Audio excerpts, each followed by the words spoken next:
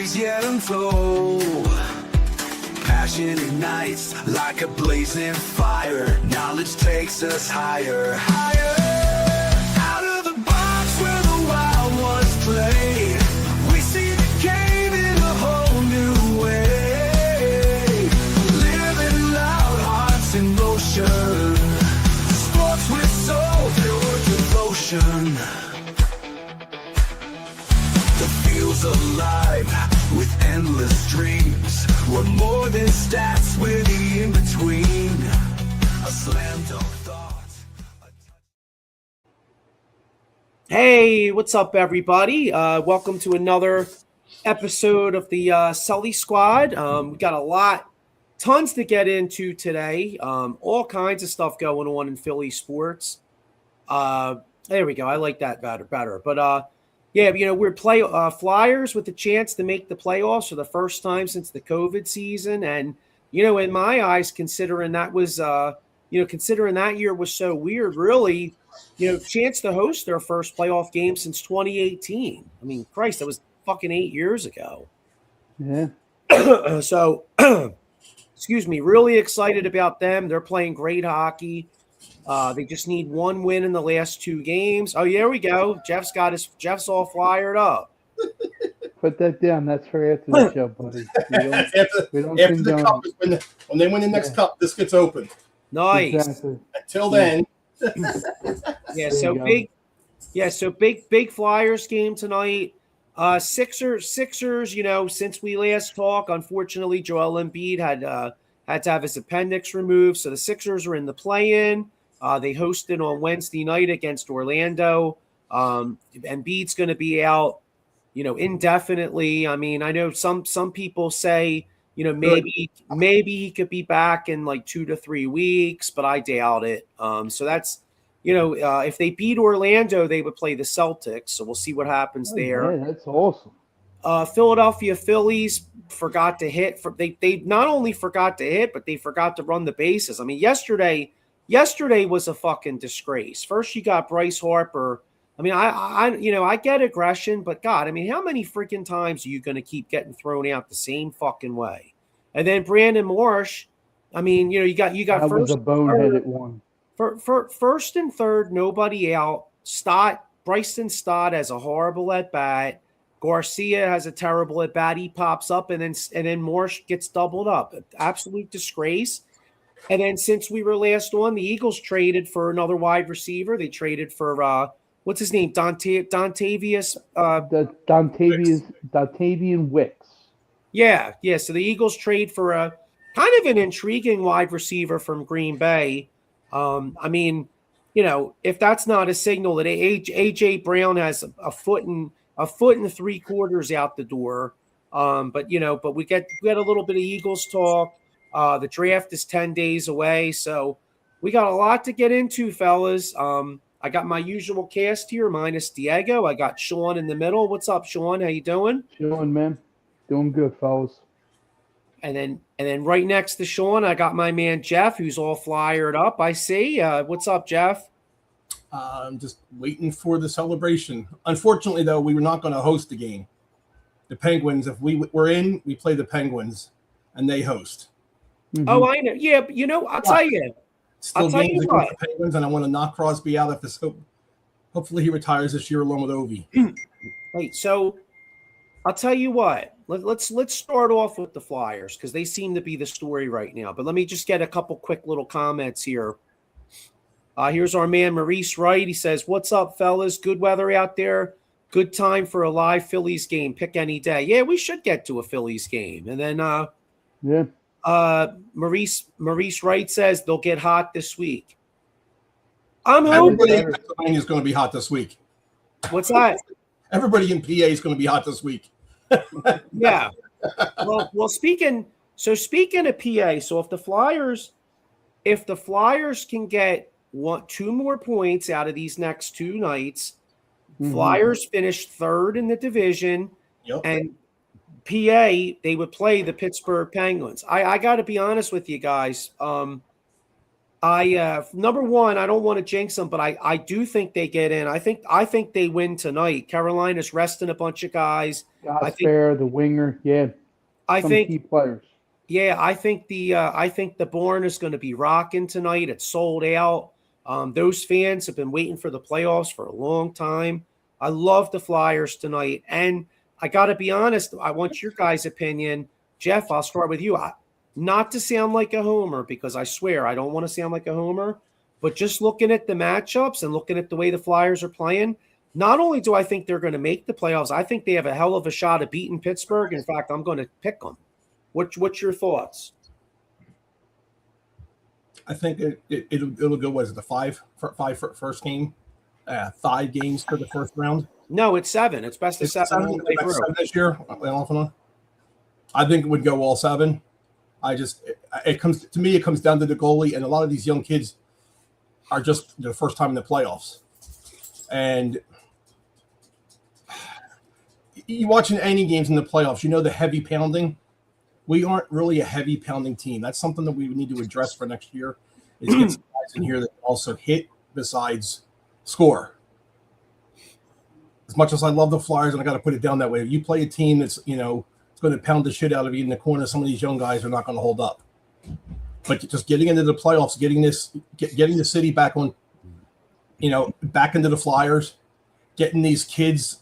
I mean, they are kids, 22.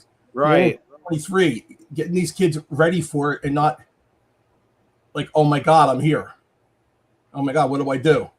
That goes a long way. And I think I think, sorry if I'm talking too much, but I think Jonesy and Briere did a really good job in picking these guys out and who they wanted. Oh, yeah. And just Tocchet took a lot of shit about not playing this and not doing that. You saw Michkov starting to come around now. Yeah. Absolutely. And I think they put the pressure on, getting Martone out there, and this kid's just doing it. How many times have we lost a player and said, "Oh, this guy's all right. We'll just throw him in a trade." All of a sudden, this guy, Gucci per se, leads the league in goals and all that shit. Mm-hmm. So yeah, he's stepping up to the plate. Just getting into the playoffs is huge for the organization again, and for these guys. Do you think? I mean, you mentioned the Flyers' youth, and I agree with you. And in some ways, maybe it could be a disadvantage, but do you think that maybe in some ways it could be an advantage? As far as what I mean is, like, they're so young that they don't know what they don't know. You know what I'm saying? So, like, sure. So you got these young guys, been playing great hockey. I mean, the Flyers have second most points or tied for the most points with Buffalo since the Olympic break. So like they go into the playoffs with nothing to lose. They play a Pittsburgh team who, let's face it. I mean, Pittsburgh, first off, Pittsburgh, as much as I hate Pittsburgh, Pittsburgh's coach deserves a lot of credit this year. I mean, he may actually win Coach of the Year because they were take a step back. They had a 17%. They had a 17% chance at the beginning of the year to make the playoffs. Yeah, so I mean, that guy did a hell of a job. But the bottom line is, though, I mean, as well as I do, you go into that first round of the playoffs, the pressure is going to be on Pittsburgh. I mean, for as much as we hate them, Pittsburgh fans, the Flyers are like the city of Pittsburgh's like number one rival, like us and like Cleveland and the Ravens in football. Yeah. Like they fucking hate us. So I don't know. I kind of like the matchup. What's your gut feel, Sean? First off, are the Flyers going to find a way to get these 2 points and get in? And then if they do, how do you think they stack up against this Penguins team? I think they get in. These 2 points, they're going to rest these players. Then they play the Canadians, and then moving forward to the Pittsburgh game, I think they're up for the challenge. I think these young kids, like Jeff said, you got Porter Martone. I think he's young and hungry. He's not playing like a rookie. He's playing like a seasonal veteran, and he's up for the task. Whatever Tocchet's saying to him, they're feeding into it, as well as Briere and Jonesy, because they had that pedigree and they've been there, done that, So I think sky's the limit for these kids, man. Just the thing that Jeff said and hit on, goaltending. But I think they're up for the task. And I think bring it. Yeah. Do you think? I mean, I know Tocchet. Obviously Tocchet took some heat. Yeah. For the slump in January. But I mean, if you look, other than that slump, the Flyers have been pretty much a top 6 to 10 team in all NHL this whole year. Other than that one slump. If you got on your phone Absolutely. right now and took a look at the West, take a look at the West and see how many points they have. We would be in like second or third place in the whole league over in the West. Oh yeah, yeah. No, it wasn't at the doors that said the West is the best, right? But Yeah. it's not. It ain't this year. The East is the beast, and I mean, you just like I said, you just look at this Flyers team. I mean, Tockett's done a hell of a job, and then I was looking at even Michkov, Michkov, there was a lot of criticism of Points, yeah. Michkov as far as coming in out of shape and all. But if you look these past 20 some games or whatever, like Michkov's really been coming on. He had a big goal the other night. And I'll tell you, I think Tocchet deserves a lot of credit in many respects. But look at I was looking Flyers leading scorer since the Olympic break. Like, who the hell would think Noah Cates is up there? Like, I like Noah Cates. Yeah. Checking. You got Sanheim, Forrester. I mean, you got guys that you said, Joe, you're kind of like names, but unsung names for players, And I think I sent it to you. 15-6 since the Olympics. We are. And how many times were they going to trade Ruotsalainen? And he's been great since the Olympics. Yeah. I was on like well, I guess it's X now, but I always still call it Twitter. But I was like fucking around with that, and I don't know why it popped up, but it broke down how good Ristolainen's been playing, and it was saying like how the Bruins, or no, it wasn't the Bruins, it was Detroit traded for another defenseman, and Detroit was rumored to get Ristolainen, and the Flyers held on to him. Well, thank God, because the guy Detroit got really didn't do shit, and then Ristolainen's been playing really well. I mean, if you look, the Flyers defensively really aren't that bad. I mean, Sanheim's had a good year. You got what? Sanheim, York, Ristolainen. You got Sealer's a decent player. You got Drysdale has really kind of come on. I mean, the Flyers, they could use. The Flyers could use that like top line, like number one, like Chris Pronger type defenseman, but obviously they don't grow on trees. But I mean, they could use that like number one guy, and that would really solidify this defensive core. But I don't think the defensive core is really that bad. But here's the big thing you have with this year. Like I said, getting into the playoffs is huge for them. And like Sean said, it's great for the kids' psyche. Like you said, they're playing out of their minds, and I don't want to say in some way they don't even really know it's the playoffs. They're just playing game to game. They just got to win the games in front of them. Treat it like a regular season game. Exactly. We just got to go out and try and score. But this offseason, a ton of money is gone from their cap. And now you're going to want the Flyers are back. You're going to want some players to come back because they still fill the building. They're still talked about around the league. Oh, yeah. So you might get some of these, guys who are these defensemen or these free agents or whatever they want to do, who want to come in here and play. So now they got some. Yeah. I mean, like we did with the Eagles. Everybody wanted to come to the Eagles for a long time. Everybody wanted to come to Ed Snyder's Flyers, and we could get kind of back to that again. Yeah, I mean, the only drag is there's not a lot of great unrestricted free agents. Yeah. Like a lot of teams have signed their own guys. But here's something I was reading. I forget if I was reading it or if I saw it on TikTok or whatever. But and this is obviously it's unlikely, but there's a few like young centers that are entering restricted free agency. Yeah. Now, odds are their teams will probably match. But like if you're the Flyers, you're already a very young team. Maybe you could go out there and put like a Godfather offer for like a Leo Carlson from Anaheim. 21, 22-year-old number one center. He would cost really. He would cost you 4 first-round picks in that price range. But maybe if you put an offer and put some heat on them, Anaheim may not want to lose them, but maybe you could work out some type of a deal. Like, it would hurt, but as much as I like Forrester and I like Tippett, but maybe you could find a way to package like a Forrester or Tippett and like a few first-round picks and another young guy. But then you get that number one center, to go along with Martone, and you know what I'm saying? Exactly. But how long is it? Like, the next step you need. We've been saying this. It's been a long time since we had a true center. Yeah. And I think, like you said, I'm right there. High risk, reward. Do it. Because, like you said, you're going to get some of these free agents to want to play for Philly, like Jeff said, like the Eagles, the city, the fans. Because us fans, we know the game. And it's almost like your family. We get on you when you're not good, and we love you when you do good. You know what I mean? And I mean, I'm up for whoever comes here, man. I think Danny Briere and Keith Jones know what they're doing and how they're going to do it because they played the game, and that's what you need. That's the best thing.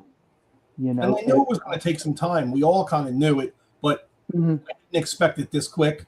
And we are Philly fans. We always expect our teams to win. As shitty as they are at times, we always expect our teams to win. That's just part of the love-hate relationship, you know what I mean? But we love you when you're doing good, and we hate you when you're doing bad. But thick and thin, we're right there. You're not going to jump and go on to the Boston Bruins or the Patriots. You know how it is. The band jumpers and the bandwagoners. Yeah, little Mr. Becton is sitting out there waiting for the Eagles to call him back because he really wants to play here. Yeah, I mean, grass wasn't so much greener on the other side, was it, buddy? Well, not only that, but I think I touched base. I think they want to go in kind of a different direction because, unfortunately, Stoutland's not here. They kind of did him dirty, in my eyes, But, how he's cooking up something. I don't know whether it's. You know that. We all know that. It's. Like Joey said, AJ's as good as gone, I think. And I don't cater him to, I'm not going to give him his legacy. If I'm them, you're going to Miami, you're going to the Jets or Cleveland. Whichever team I feel, if I'm the organization, gives me the best pick. That's how I'm doing you. Because you want to do us like that, that's how I'm going to do you. Yeah, they don't need any more of the bullshit. I think enough. No, they don't. All it does is, like Joey said, it brings a big distraction. Yes, with any team, nobody wants that. I mean, everybody says it's like T.O. No, T.O. was different. Yeah. He played his ass off. He played with a broken leg. AJ would be caught reading a damn book on the sideline before playing with a broken leg. Look what happened with the Flyers back in the day. I mean, my boy, the Big E. Eric Lindros came back and he basically scored a goal in the game. And Eric Desjardins, who I thought was a great player until he did what he did in the locker room and got all the players to basically tank the game and let Lindros get pounded in the middle of the ice. We lost to the Devils when we were up 3-1. And we lost to the Devils. That was the year to take it because they played the Stars. The Stars sucked in the Stanley Cup. Yeah. It would have been ours. You're so right. You know what's funny? Yeah, true. Very true. That year, I so agree with you, Jeff, because when people think about the Flyers, like, near misses, of course you think about 97, you think about 2010, and then you go back to the 80s with like the Keenan teams and all. But that 2000 team, I totally agree with you. I mean, you're up 3-1. That wasn't a great Dallas team. That Dallas team, from what I remember, that Dallas team, I think, had won the year before. They were because they had beat Buffalo the year before, and it was their second year in a row there that Dallas team was running on fumes. The Flyers would have beat them. I totally agree. Whoever won that Flyers Devils series was going to win the Stanley Cup that year. I totally believe it. It ended up being the Devils, and we fucked it up. Oh yeah. By not closing it out. We had Brodeur rattled. Yeah. And Boucher was playing off his mind. Remember, he had like the save of ever. Yeah. You know what? You know what did the Fly? Well, you know what really did the Flyers in though that year? It's like it's a classic example of when you get a team down, you better stay on their throat because they were up to 3-1.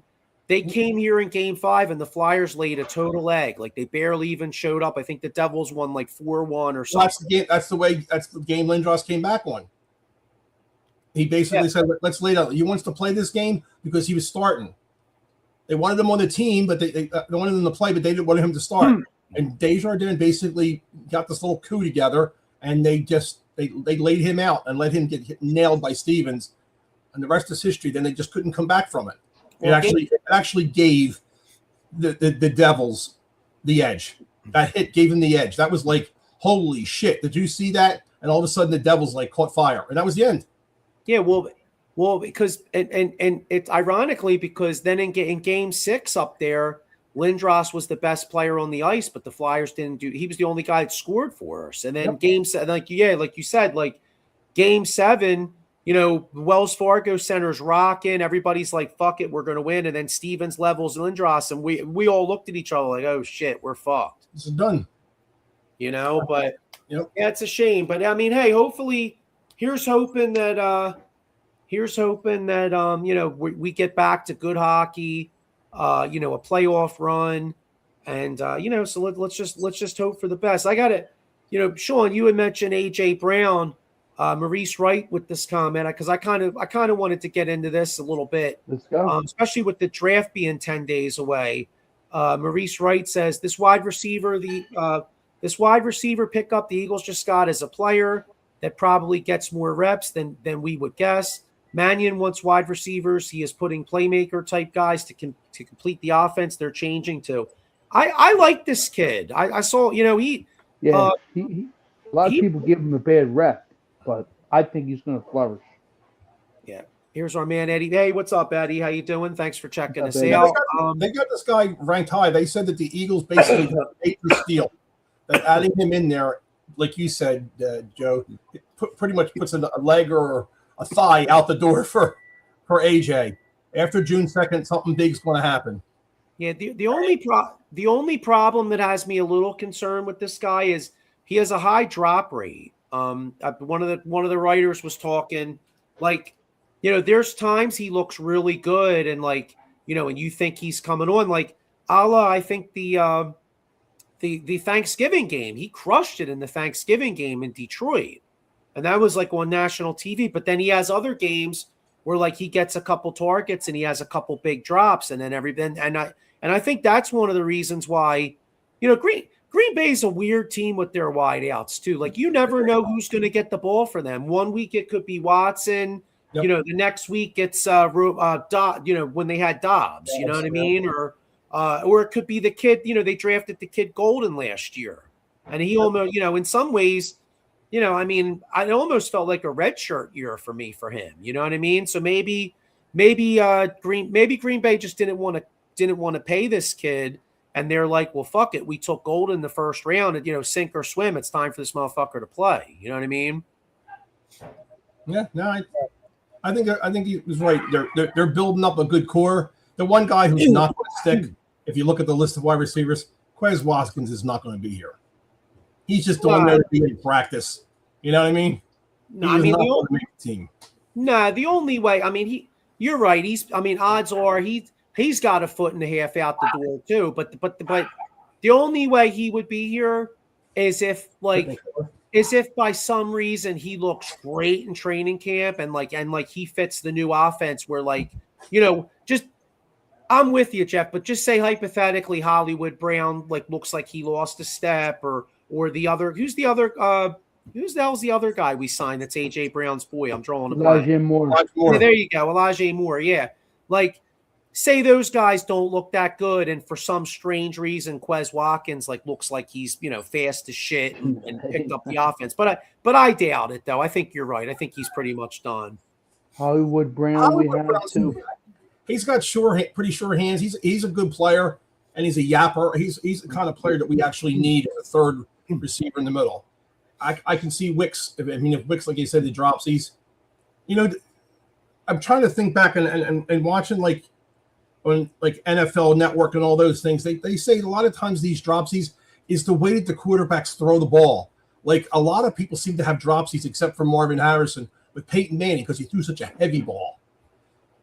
But his was a wobbly ball too. He never really had a great spiral. If you ever watch Peyton Manning, he was not a good spiral guy. Same with Brady. Brady was never a great spiral guy. Well, Favre always threw bullets as hard as shit at. I was just going to say, and the guy who used to have one of the Favre, and they said Jeff George was one of the guys who had one of the hardest throws. They said people were afraid to hit with the Falcons and Colts. Yes. Yep. Yep. I remember Elway. They couldn't help but catch the ball. He would throw it through their freaking face mask. Yeah, right. Yeah. You know, I remember that. Didn't Elway?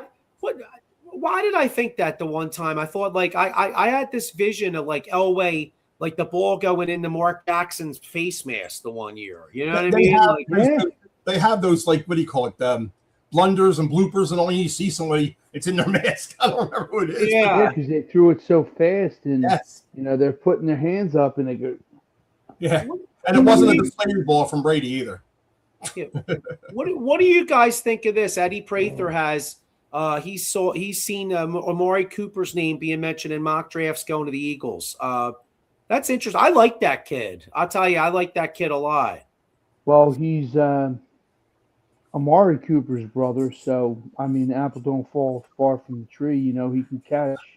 I mean, do we go wide receiver, even though O-line's a necessity? But O-line is so deep with the offensive tackles and offensive guards. I mean, if you want to get that star player, him or Sadiq, go for it. You know, I'm all for it. I think we move up. They have Sadiq going 9 now. They're going to have to move up pretty damn far. So if they're going to pull something off, it's going to take an AJ or something plus they whatever. Got the Ravens and Panthers are hot for Sadiq. Sadiq, yeah. I could see that. Paul. Paul Spencer with the comment. He says, "What's up, fellas? It's draft time. Curious to see what we do at 12 and 20. I'm hoping straight defense. Yeah, I think I'd be shocked if the Cowboys didn't go defense. And you know, I'll tell you, I'm hoping the safety from Ohio State doesn't slide down to them. You know, as an Eagles fan, because I don't want to see them get the Giants. What's that? He's going to the Giants, Tate. You think so? Tate. Oh, yeah. Hang on. I got another comment. Another comment here. Christina M. King Spencer. Hey, everyone. It's Paul's other half. Hey, Christina. The better half, right?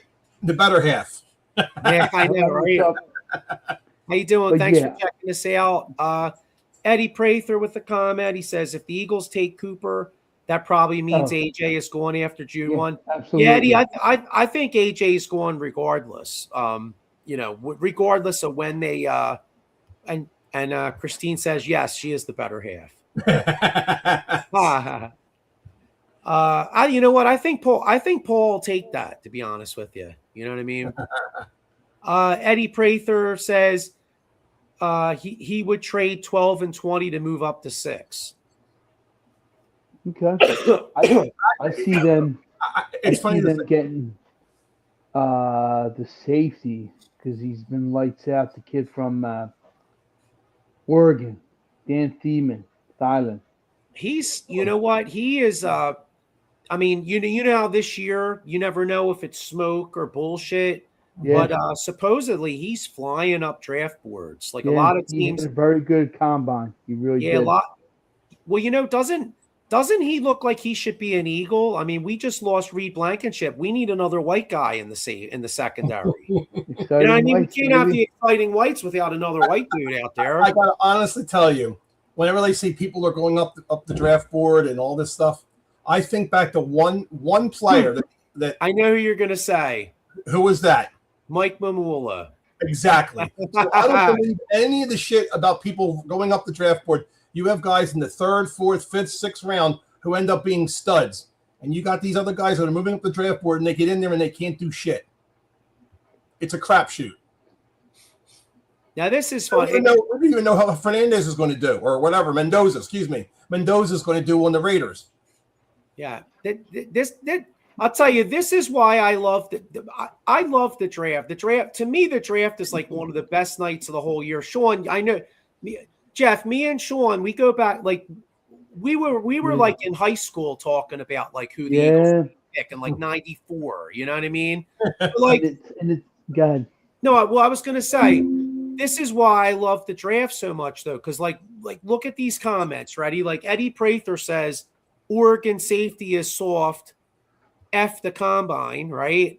But then Maurice Wright goes, I would not be mad if we went up and took the Oregon safety. You know what I'm saying? Like that's what I love about the draft, though, because everybody, you know, it's a lot of times it's a matter of opinion, and then you go back a couple years, and sometimes you're like, oh, I was right on that, or boy, I was dead wrong on that, John. You know what I mean? Think about this as a player. Think about either one of you being a player. There you go. Mike Mamula, exactly. But think of this as a player. During the year, you've had a pretty good year, and some people call you soft. Some people call you really good.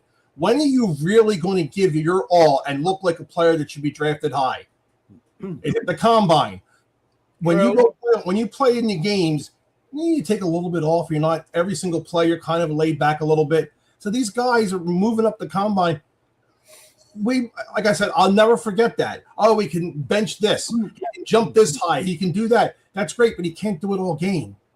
Yeah. No, listen, and I agree with you, Jeff. And I think one of the reasons that the Eagles have drafted so much better the last few years is because Howie has put a lot of emphasis on how the guys look during the season. Like, they look at the combine. Now, the only counter argument, the only counter argument that I would make to you is sometimes, for example, sometimes guys in college are in like the wrong system. Maybe they weren't coached right, or look at an example, like here's two examples. You got the kid Villanueva that was with the Army, you know what I mean? And like he tries out at defensive line with Chip Kelly. The fucking Steelers looked at his physical attributes, moved him to offensive line. He had a long career, or take it a step in Philadelphia. Jeff Stoutland looks at a guy playing fucking rugby and Jordan Mailata. You know what I mean? Looks at the physical attributes, all that shit, and they turned him into a Pro Bowler. You know what I'm saying? So it's like, it's weird because diamonds in the rough, bro. Yeah, like I do agree with you. Like, I think there's a lot more Mike Mamulas out there than there are the guy that came out of You know what I'm saying? I think love when they go to pick these guys. When oh my god, this guy jumped up to whatever the blue thing. When they do the height. And they have the red, the blue, all that shit. Right. This high. Okay, well, when he's running down the field and he goes to jump up to try and get a ball, your body in general is not going to jump that high because you're also leaping. You're not going to get that high. Doing a standing jump is totally different than running and doing a jump. That should be out. That should be like changed. Have the guy run and jump and see how high he can smack it. That's what I would do if I was a team interested in the guy. Not what he can do standing there, because if he's standing there, he's not on my team. Come on, think about it. It's like a weekend warrior thing. Yeah, you know what I mean? Yeah. It's like Memorial. Yeah. All I gotta say is that the greatest receiver in the history of this game, Jerry Rice, ran a 4.6 40. He went to a small college. What was it? Mississippi State? No, not Mississippi State. Where did he go? I forget. I'm drawing a blank. He went Southern to Mississippi. Something like that. Yeah. He went to a small ass school, ran a 4.6. Guess what?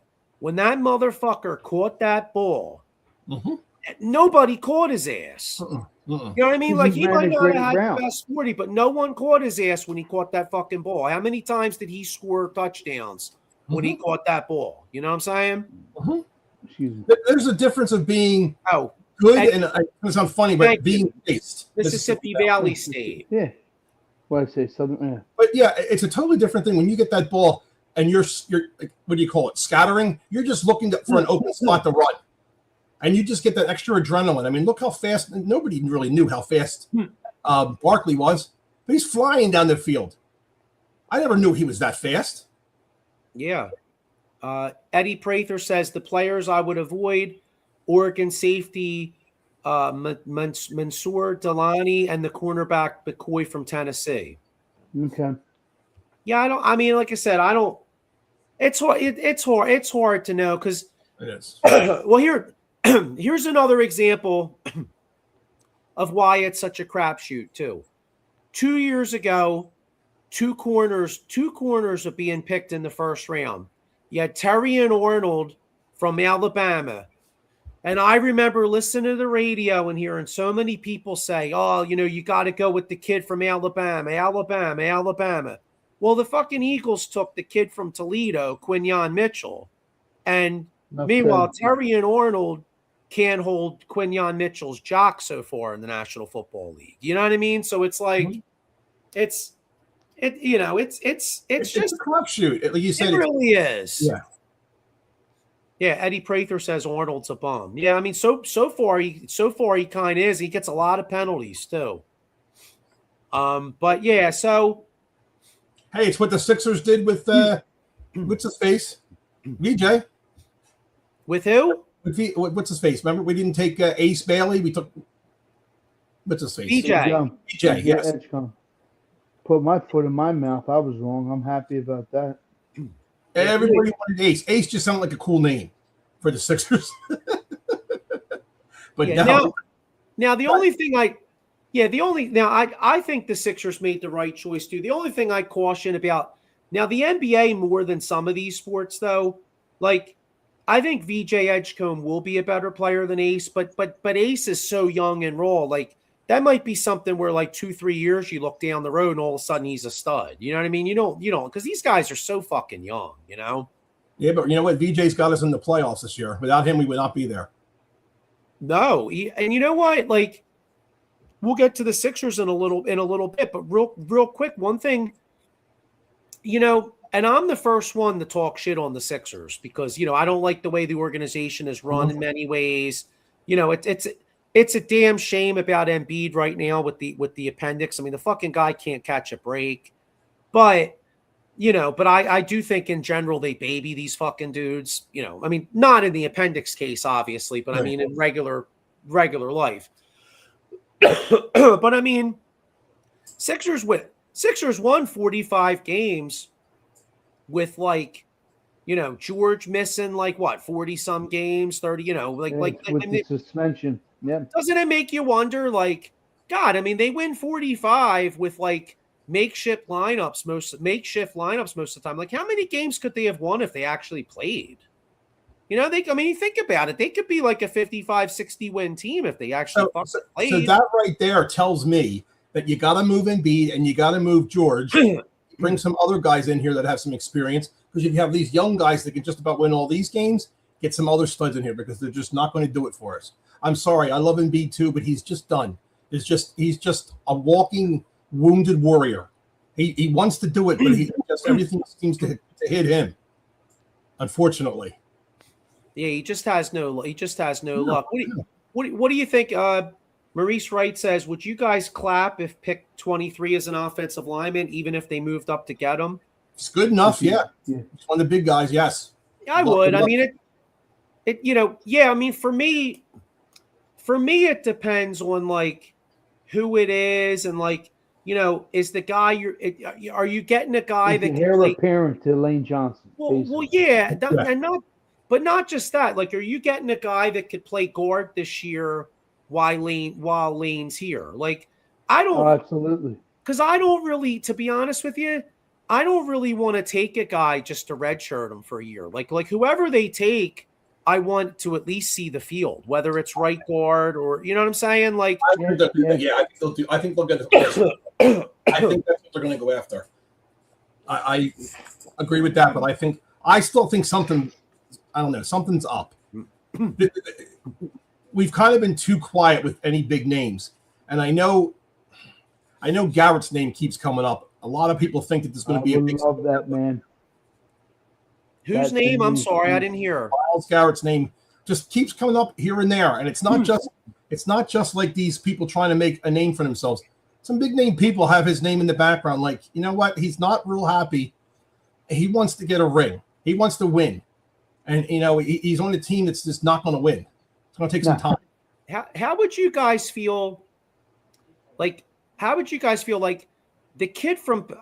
Personally, I think the guard from Penn State might be like a top 2 or 3 player in this whole draft, right? So, like, how would you? I know we want to tackle heir apparent, but just hypothetically, if for some reason that guard was still there at, say, pick 14 or 15, and you're sitting there at 23, would you have a problem, even if it took like 2 or 3 picks to move up that many spots, because here's the thing, Landon Dickerson might only play another. I mean, we don't know what condition he's going to be. Yeah.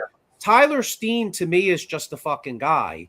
So, like Maurice said something about offensive linemen. I think most of us are thinking a guy that could play tackle to fill in for Lane.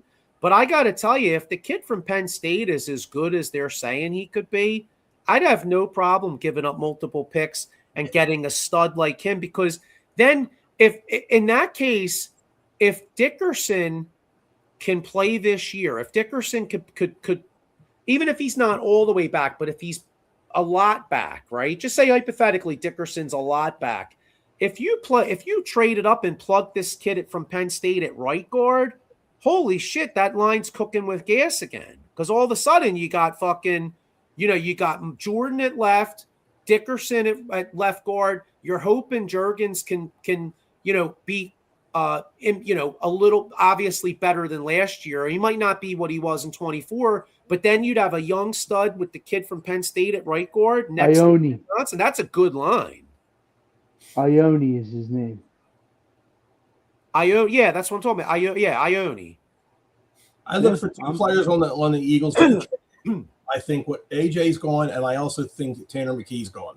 Having Dalton in here now, I think they're going to take a quarterback a little lower, but I think Tanner McKee's going to be out of here too. I want the kid. Joey knows who I want. Since we're still on the Eagles talking, I want the kid Taylor Green from Arkansas, Randall 2.0. I would love that. Yeah, no, it's possible. With all the smoke you're hearing with AJ and stuff like that, I mean. Now let's hit the Phillies. Well, wait, talking about injuries Embiid's got, even though that's not the same kind of injury. Wait, hang on just 1 second. Here, Sean, here's one of your buddies is saying, "What's up?" What's up, bud?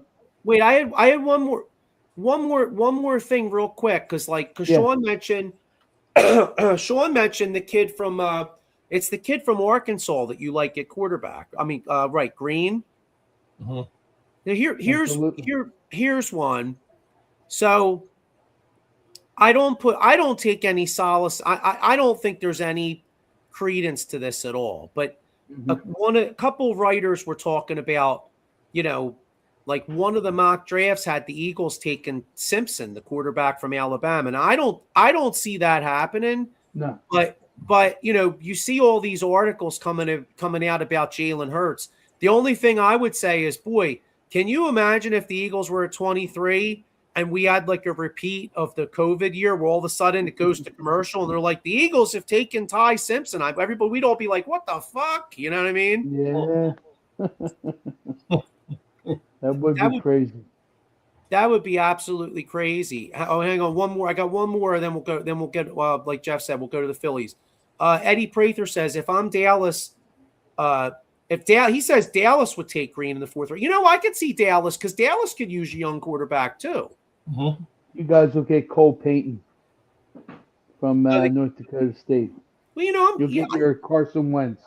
To be honest with you, though, Sean, I'm a little intrigued by him just in the fact that he's good.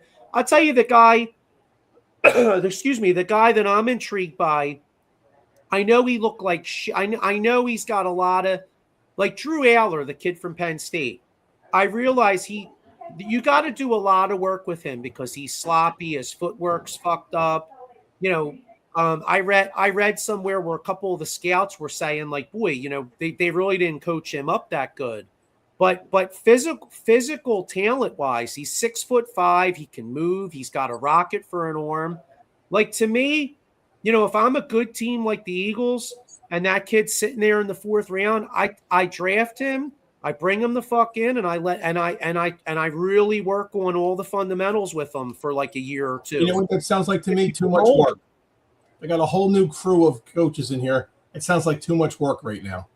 Yeah, but I hear you, but you never know. You know what I mean? Like you never know, because even though the kid's sloppy, and I'll be the first one to admit, I thought he was overrated as fuck at Penn State. So I mean, I'm kind of going against my own opinion, but 6'5" with a rocket arm and can run. I mean, the only thing I'll say, a lot of people didn't think Josh Allen was going to be shit the first couple years in the NFL either. You know what I mean? Josh Allen came in, they did a lot of work with him. Like I remember the first 2 years Josh Allen was in Buffalo. I mean, a lot of people didn't think he was going to do shit. And then all of a sudden, years 3, 4, he really started coming on. You know what I'm saying? You never know. Just one more. Maurice Wright says, I really felt that Tanner could run this offense, especially the new offense that Mannion is bringing in. Yeah, we'll see what happens. So, but Jeff, you had mentioned the Phillies, because we're hoping that our team hits on the draft. Well, the Phillies are a team that can't fucking hit at all. So what's your yeah. I like what Crawford's doing. Crawford. I love it. Move him up. He's looking really well. Mm-hmm. He's playing well, and he's playing smart. For me, he only had one bad play. I thought like Rojas probably would have had that one catch over his head at that one game, but he'll learn that position. But he looks. I like him here. It's learning curve. Painter looks okay. Painter doesn't look overbearing. He doesn't have that kind of Cole Hamels mystique that everybody was thinking this guy was going to come in and fire him, kind of like Cole Hamels was. I don't see that yet. I guess he's just getting his feet wet in the way they're using him and everything. Alec Boone, oh man, he's just not doing it. You can move. I don't care where you move him on the lineup now. He's just not hitting. Turner, you got his hit. All right, everybody goes through little slumps. Mm-hmm. Turner's known for starting off slow. Then you go down to Schwarber, whatever that is, he's got some hits. Finally, Harper's starting to come alive a little bit, which is good. Bone, nothing. Just nothing. JT, everybody's like, oh, JT, they should never give him the contract, blah, blah, blah, blah, blah. JT is great for the pitching staff. He's still got a gun for an arm, and he's still one of the better catchers. They're not looking for him to hit 30 home runs, possibly 20 on the year. He still can hit. He's not going to be as good as he was. His bat's a little bit slower, but he's still a hell of a good catcher. I can see that. Stott, I'm kind of concerned about. Big time. He fucking sucks. He's got a great glove, but that's it. I just don't know what happened to his hitting, but it's just gone. I thought he killed us yesterday. Like I didn't watch the whole. Admittedly, I didn't see a ton of the game, but I did see that 8th inning where they had 1st and 3rd, nobody out. And you talk about a guy that looked like he was scared to fucking death up there. Stott. Mm-hmm. He went up there. He didn't have a clue what the fuck he was doing. He was swinging at balls. He strikes the fuck out. It changed the whole dynamic of the inning because, after Stott strikes out, then you got Garcia. They bring in a side-winding right-hander to pitch to Garcia. And I told Amanda was sitting there. I told Amanda, I said, I said, hon, I said, we're not even going to score. I said, watch. And sure as shit, it gets to 3-1. The fucking guy throws the sidewind shit. Garcia pops it up, and then dumbass Marsh gets doubled off. We've had so many 2nd and 3rd and no outs and score 1 run, or bases loaded and score 1 run. It makes no sense. No situational hitting. They haven't been stealing the bases very much. We knew Garcia was going to be a hit or miss, per se, no pun intended. He's either going to hit or he's not going to hit. He's not going to do much. Marsh seems to be one of the surprises here right now. Yeah.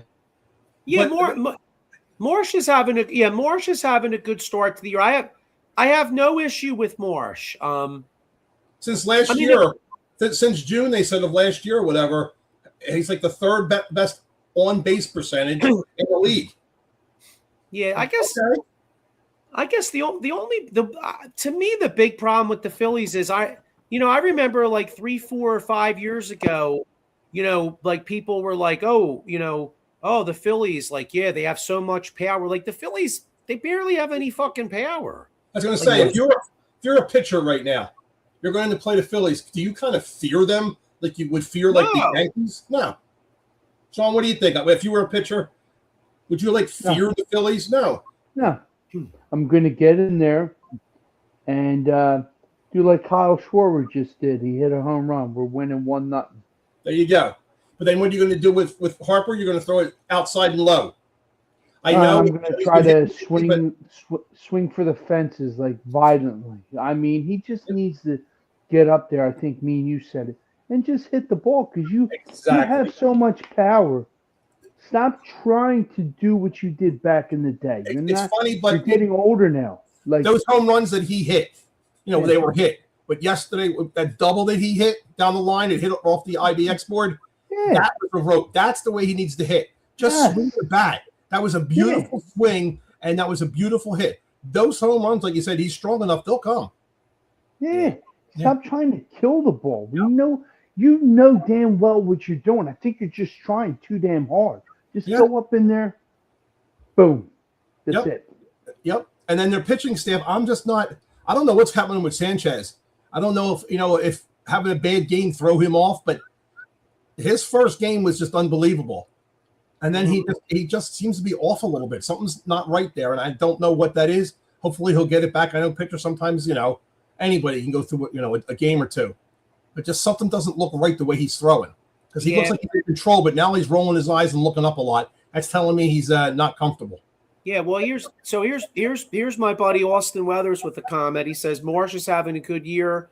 It's all favorable matchups, but he still should be an everyday player. Well, hopefully, he can be if he could start hitting lefties better. But Austin actually brought up a point to me last week. I wanted to give him some credit where some of the guys on MLB Network were saying that Sanchez's delivery was a little off. Maybe hopefully, maybe working in the bullpen this week, maybe he got that corrected. Because, I'll tell you, it's early in the year, obviously. So, I'm not going to like sit here and panic, but, this 3-game set against, actually the next 6, actually, if you look at the Phillies schedule, you got the Cubs here for what, 3? Is it 3 or 4? Yes, and then 3, I believe. And then all right, you got the Cubs. You got the Cubs here, and then you have Atlanta coming here. So even though it's still April, it's time to start winning some of these fucking games. Let's keep it real. Maurice Wright with a comment says, if you know how to battle pitchers and win most of those battles, there's no need for power. Yeah, Maurice, I agree and disagree, because here's the thing, like in general, I'm with you in general as far as like, it's important to put the ball in play. You want to keep you want to put pressure on the defense, all that stuff. But you also, the other thing is though, those power hitters, if you do have a guy or two on base and you got a guy coming up that could jack the ball and the pitcher has a little bit of fear, that plays a big role too. You know what I'm saying? Because it's kind of like an intimidation factor. You know what I mean? Like imagine you're a pitcher, you got 2 dudes on base, and then you got like back in the day, I'm going way back, but like back in the day, with the San Francisco Giants had like Barry Bonds and Matt Williams coming up. You're like, oh shit. You know what I mean? Like, damn, I got 2 dudes that I got to worry about that could take me deep. You know what I'm saying? Or liaise with the Bash brothers when you had Canseco and McGuire. Well, you do have it with Schwarber and Harper. It's just, we're just not playing good ball right now. We're not playing small ball. We're not stealing. We're not bunting.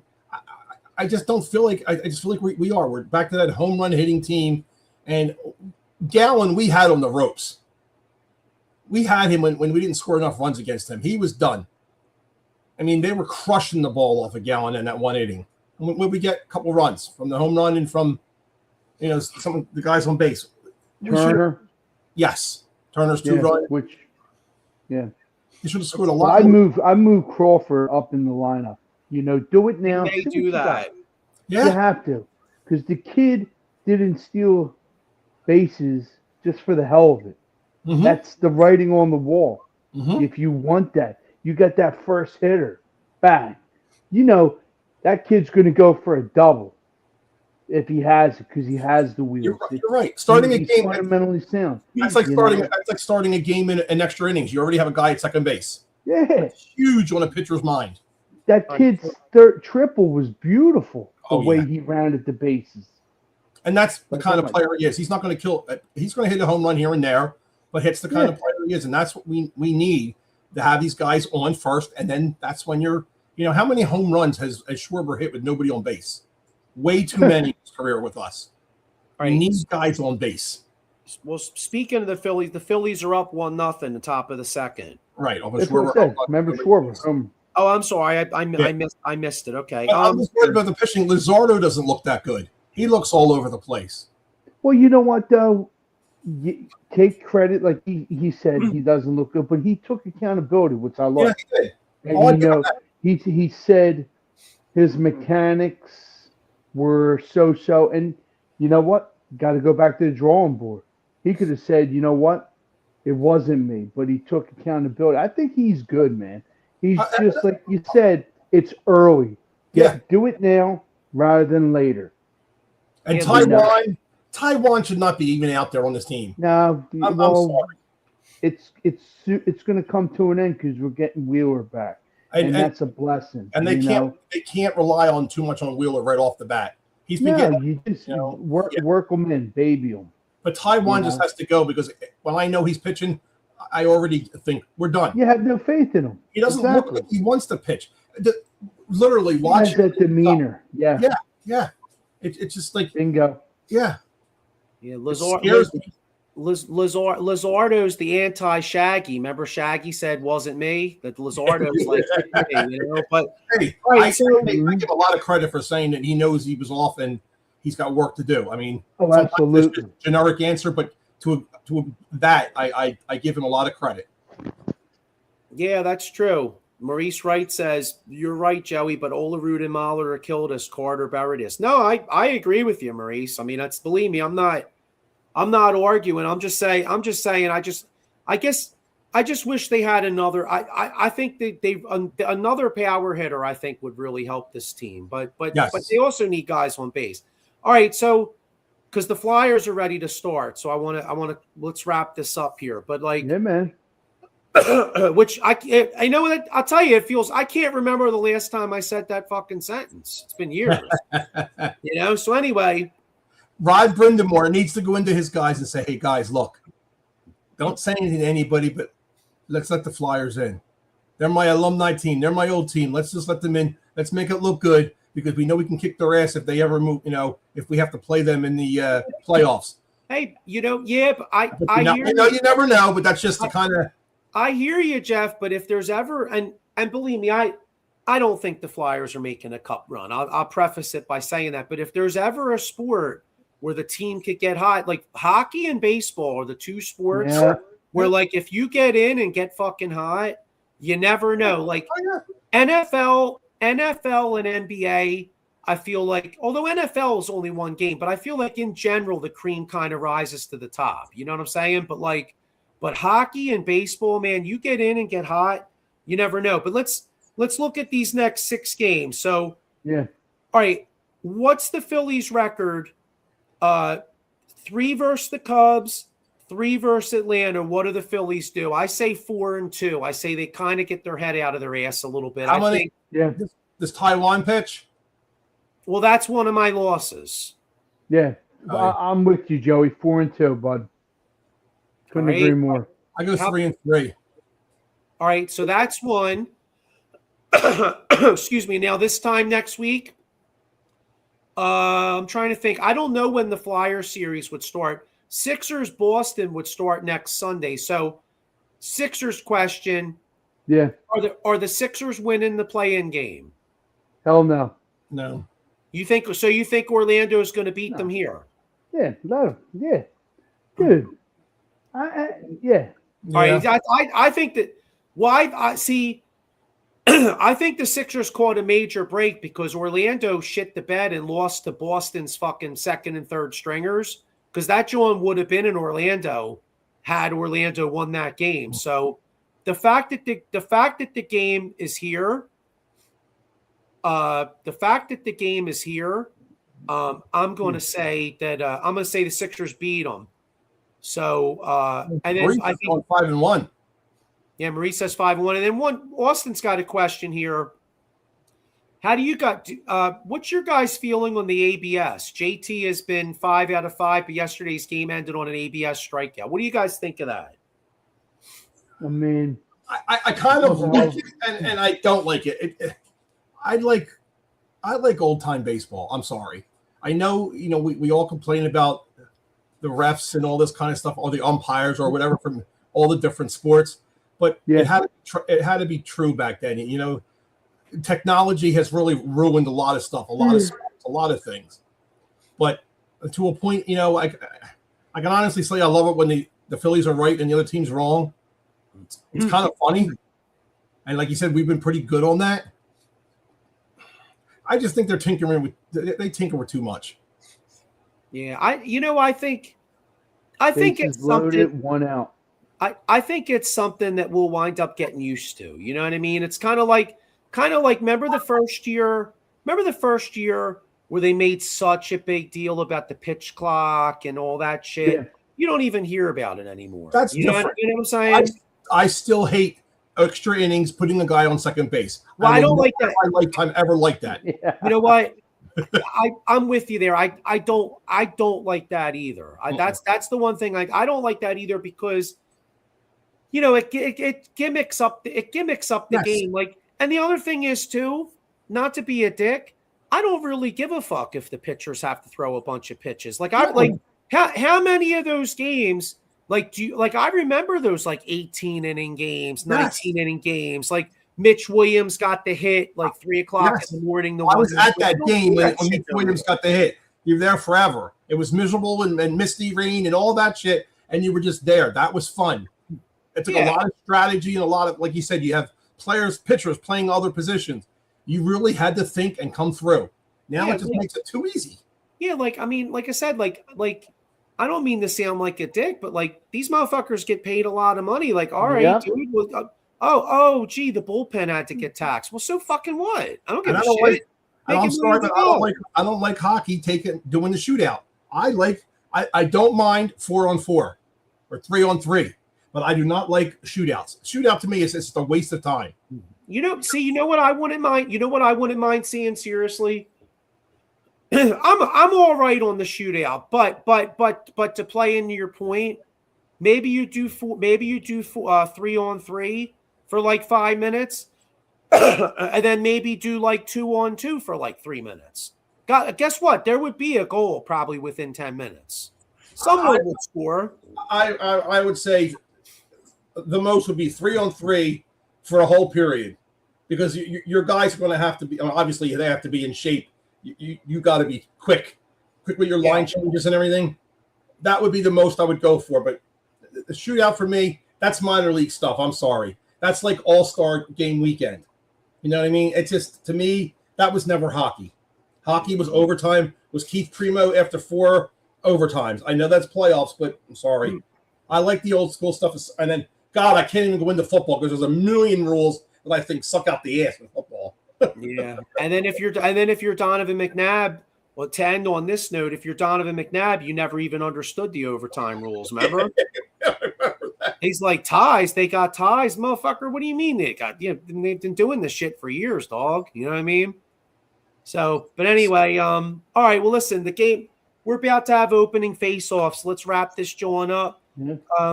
Thanks to everybody for checking us out. Hopefully next week, the Flyers are already up a game or two on Pittsburgh. If the Sixers get in, hopefully I don't know. I pray for a miracle that maybe somehow they could be competitive and somehow the big guy comes back at some point. And the Phillies, I said 4-2, but I mean, shit. I'm gonna hope for something. I hope for 6-0. So, and then this time next week, a lot of draft talk because the draft. We are 10 days away from the NFL draft. So let's go. Make sure you tune in. I love the draft. So anyway, all right, guys. See everybody. Go Flyers, go Phillies, go Eagles, and go Sixers. Go Birds. And goodbye Wings because they're done for good.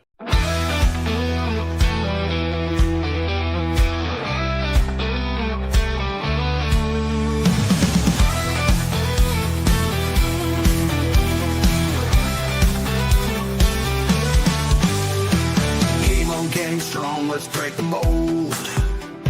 Chasing the stories yet untold. Passion ignites like a blazing fire. Knowledge takes us higher, higher. Out of the box where the wild ones play. We see the game in a whole new way. Living loud, hearts in motion. Sports with soul, pure devotion. Alive with endless dreams. We're more than stats, we're the in-between. A slam dunk.